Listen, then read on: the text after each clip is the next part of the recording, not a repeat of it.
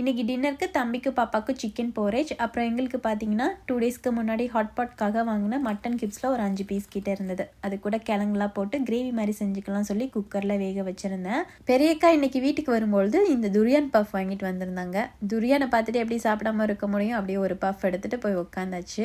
ஹஸ்பண்டுக்கு இன்றைக்கி சீக்கிரம் வேலை முடிஞ்சிச்சு. வீட்டுக்கு வரும்பொழுது பாப்பாவே அத்தையும் மீட் பண்ணியிருப்பாங்க போல். ஸோ அதுக்கப்புறம் அவங்க எல்லாரும் சேர்ந்து தான் வீட்டுக்கு வந்தாங்க. அப்புறம் கொஞ்சம் நேரத்தில் நானுமே வந்து டின்னர் சமைக்க ஸ்டார்ட் பண்ணிட்டேன். இப்போ ரீசெண்டாக ஒரு சிஸ்டர் கமெண்ட் பண்ணுறதை பார்த்துட்டு எனக்கு எப்படி தோணுதுன்னா, ஏன் உங்களுக்கு இப்படி அப்படிங்கிற மாதிரி தான் இருக்குது. மோஸ்ட்லி எனக்கு வர கமெண்ட்ஸுக்கு உடனே ரிப்ளை பண்ணணுன்னு தான் இருப்பேன். சில நேரத்தில் டைம் இல்லாமல் அது லேட் ஆயிரும். ஆனால் எப்படியும் 2 டேஸ்க்குள்ளே நான் வந்து ரிப்ளை பண்ணிடுவேன்.